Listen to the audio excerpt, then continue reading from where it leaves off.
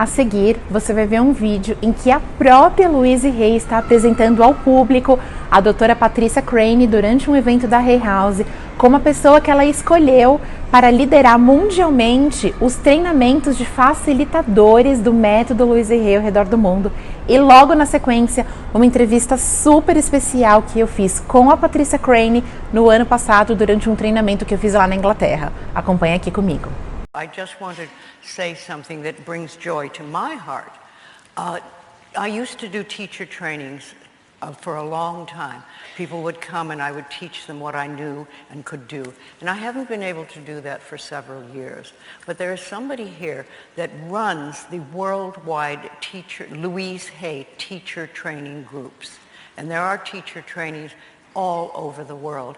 And I just want to introduce you, so if you would like to on a break or during lunch or whatever, you could speak to her and get information. This is Patricia Crane. Would you stand up, please? There she is.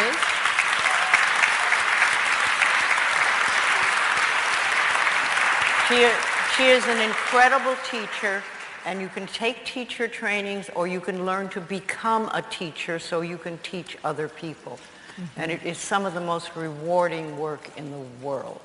Are there any teacher trainers in here, teachers? Yes, see, we have some right here. Yes. Olá pessoal, como eu prometi para vocês, eu tô aqui com a Patricia Crane no treinamento aqui em Birmingham, na Inglaterra.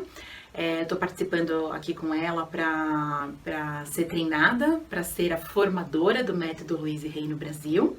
Tá sendo uma experiência incrível e eu aproveitei que ela tá aqui comigo para fazer algumas perguntas para ela nesse vídeo que vocês mandaram. Algumas perguntas são de facilitadores do método Louise Hay, outras perguntas são do público em geral. Infelizmente, a gente não vai conseguir fazer todas as perguntas, mas eu consegui pegar algumas das perguntas que eu achei que podiam ser mais interessantes para todo mundo, para a gente poder aproveitar aqui o tempo com a Patrícia.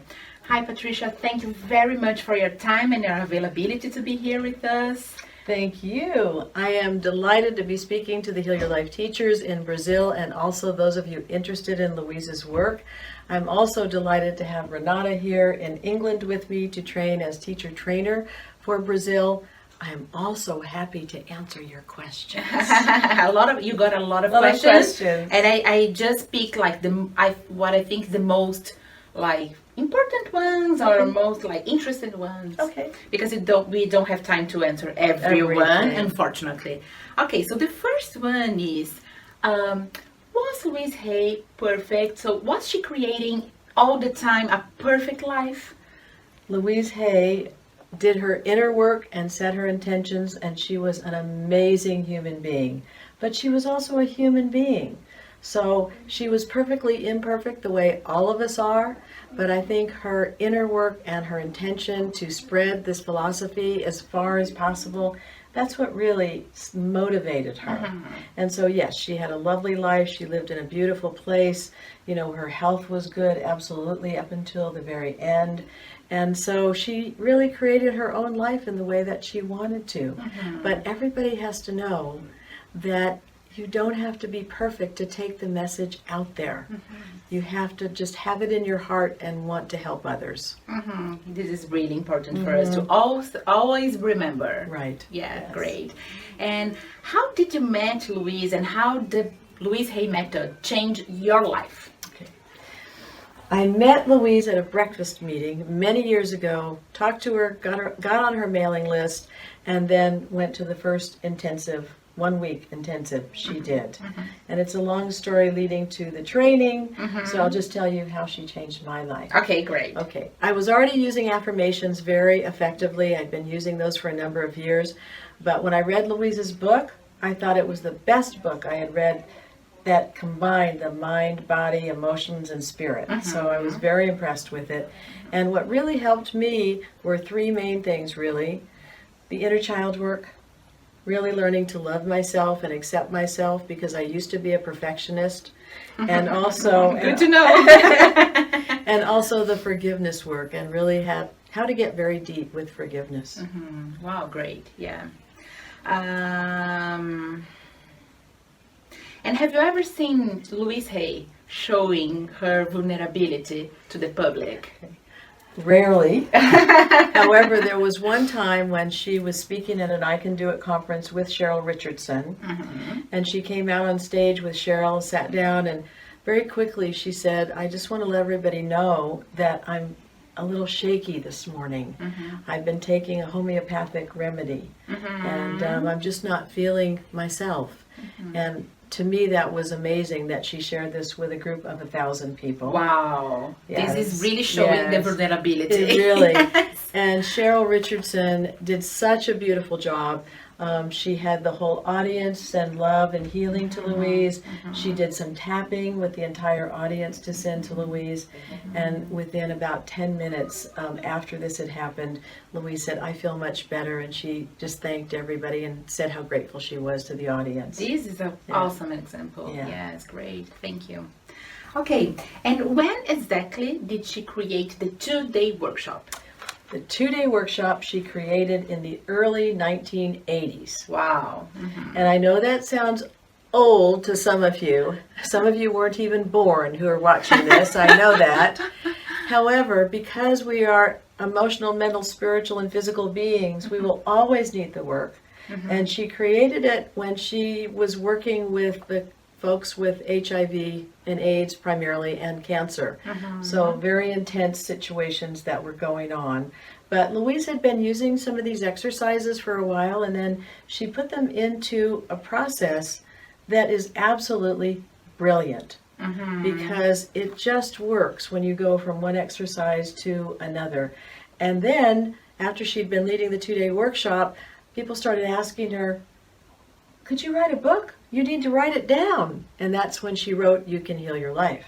So the 2-day workshops came first. This is so interesting for us to know. I personally didn't have it so clear, so it's nice to know. Yeah. And all of this happened after the cancer, right? Yes, after the cancer. The cancer. Yeah, after. Okay, perfect. And Louise, I will tell everybody that when Louise went for her healing, she took 6 months off of work, which not everybody is able to do. Yeah. But not only did she do affirmations and visualizations, but she did every kind of release work she could find. And she did a lot of anger releasing. Yeah. A lot. It is important for everyone to know that anger releasing really makes the difference. It really makes the difference. Yes. It really does. Okay. And then moving into the forgiveness. Yeah, great. Okay. So most of the people, 100% of the people who already came to our 2-day workshops, they know about your book, Ordering from the Cosmic Yes, thank Kitchen. you. Yeah. So I got one very interesting question from someone who already participated in one of my workshops. And she is asking, why do sometimes the Cosmic Chef doesn't deliver my order? And that is a great question. The answer is actually in the book, too. But it's Yeah. a great question. And there are several reasons. First of all, sometimes we're saying the affirmations and not really believing them.